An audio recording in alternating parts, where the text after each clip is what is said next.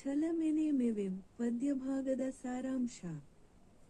ಪೀಠಿಕೆ: ಮಹಾಭಾರತ ಯುದ್ಧದಲ್ಲಿ ತನ್ನೆಲ್ಲ ಸಹೋದರರನ್ನೂ ಆಪ್ತಮಿತ್ರನಾದ ಕರ್ಣನನ್ನೂ ಕಳೆದುಕೊಂಡ ದುರ್ಯೋಧನನು ತನ್ನ ತಂದೆ ತಾಯಿಯರ ಅಪೇಕ್ಷೆಯಂತೆ ರಣರಂಗದಲ್ಲಿ ಶರಶೇಖೆಯಲ್ಲಿ ಮಲಗಿದ್ದ ತಾತ ಭೀಷ್ಮರ ಸಲಹೆಯನ್ನು ಪಡೆಯಲು ಬರುತ್ತಾನೆ. ಭೀತಮರು ಯುದ್ಧವನ್ನು ನಿಲ್ಲಿಸಿ ಪಾಂಡವರೊಡನೆ ಸಂಧಿ ಮಾಡಿಕೊಳ್ಳುವುದು ಸೂಕ್ತವೆಂದು ದುರ್ಯೋಧನನಿಗೆ ಸಲಹೆ ನೀಡುತ್ತಾರೆ. ಆದರೆ ಸಂಧಿ ಮಾಡಿಕೊಳ್ಳಲು ಒಪ್ಪದ ದುರ್ಯೋಧನನು ತಾನು ಯುದ್ಧ ಮಾಡುವುದಾಗಿ ಹೇಳುತ್ತಾನೆ. ಈ ಸಂದರ್ಭದಲ್ಲಿ ದುರ್ಯೋಧನನು ಭೀಷ್ಮರೊಂದಿಗೆ ಮಾತನಾಡುವಾಗ ಆತನಲ್ಲಿ ಛಲ, ಅವನ ದೃಢನಿರ್ಧಾರ ಮತ್ತು ಅವನ ಅಭಿಮಾನದ ಮಾತುಗಳನ್ನು ಇಲ್ಲಿ ಸಂಗ್ರಹಿಸಿ ಕೊಡಲಾಗಿದೆ.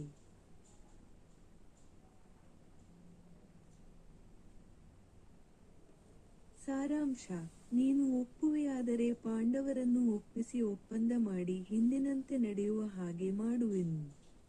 ಈಗಲೂ ಕೂಡ ಅವರು ನಮ್ಮ ಮಾತನ್ನು ಮೀರದೆ ಪಾಲಿಸುತ್ತಾರೆ.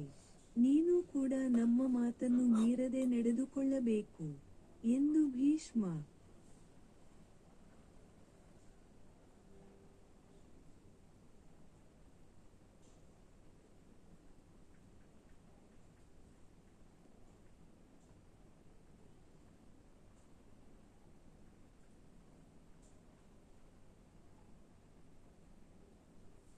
ನೀನು ಒಪ್ಪುವೆಯಾದರೆ ಪಾಂಡವರನ್ನು ಒಪ್ಪಿಸಿ ಒಪ್ಪಂದ ಮಾಡಿ ಹಿಂದಿನಂತೆ ನಡೆಯುವ ಹಾಗೆ ಮಾಡುವೆನು.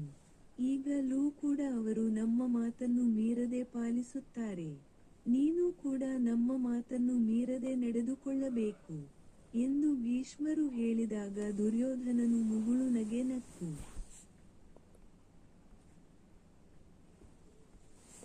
ನಿಮಗೆ ನಮಸ್ಕರಿಸಿ ಹೋಗಲೆಂದು ಬಂದೆನೇ ಹೊರತು ಶತ್ರುಗಳೊಡನೆ ಒಪ್ಪಂದವನ್ನು ಏರ್ಪಡಿಸುವುದಕ್ಕೆಂದು ಬಂದೆನೆ.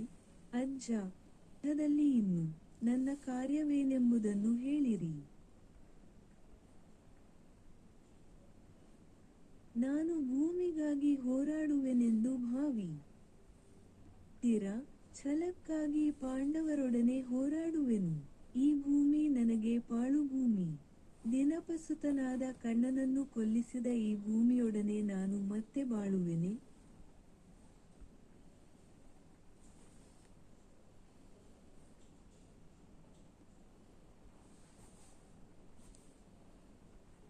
ನನ್ನ ಪ್ರೀತಿಯ ಗೆಳೆಯನನ್ನು ಕರ್ಣನನ್ನು, ನನ್ನ ಪ್ರೀತಿಯ ತಮ್ಮನನ್ನು ದುಶ್ಯಾಸನ ಕೊಂದ ಅರ್ಜುನ ಭೀಮರು ಬದುಕಿರುವವರೆಗೆ ನನ್ನ ದೇಹದಲ್ಲಿ ಪ್ರಾಣ ಇರುವವರೆಗೂ ಅಜ್ಜ, ನಾನು ಸಂಧಿಯನ್ನು ಒಪ್ಪುವುದಿಲ್ಲ.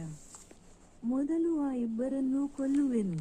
ಅವರನ್ನು ಕೊಂದ ಬಳಿಕ ಧರ್ಮರಾಜನೊಡನೆ ಸಂಧಿ ಮಾಡಿಕೊಳ್ಳುತ್ತೇನೆ. ನನ್ನ ದುಃಖ ಆರಿದ ನಂತರ ಸಂಧಿಯಾಗುವುದಿಲ್ಲ ಎನ್ನುವೆನೆ.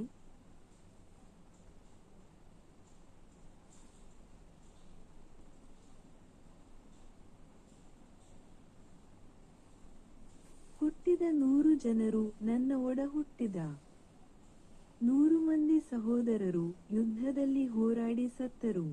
ಆದ್ದರಿಂದ ನನ್ನಲ್ಲಿ ಕೋಪ ಹುಟ್ಟಿ ಬೆಳೆಯಿತು.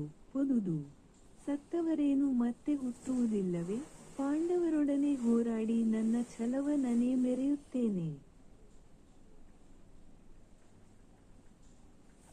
ಅಜ್ಜ, ನಾನು ಹೋರಾಡದೆ ಬಿಡುವುದಿಲ್ಲ. ಇಂದಿನ ಯುದ್ಧದಲ್ಲಿ ಪಾಂಡವರು ಉಳಿಯಬೇಕು, ಇಲ್ಲವೇ ನಾನು ಉಳಿಯಬೇಕು. ಆದ್ದರಿಂದ ಈ ಭೂಮಿ ಪಾಂಡವರದಾಗಬೇಕು, ಇಲ್ಲವೇ ಕೌರವನದಾಗಬೇಕು ಎಂದು ದುರ್ಯೋಧನನು ಶರಶೇಖೆಯಲ್ಲಿ ಮಲಗಿದ್ದ ಭೀಷ್ಮಾಚಾರ್ಯರಿಗೆ ಹೇಳಿದನು.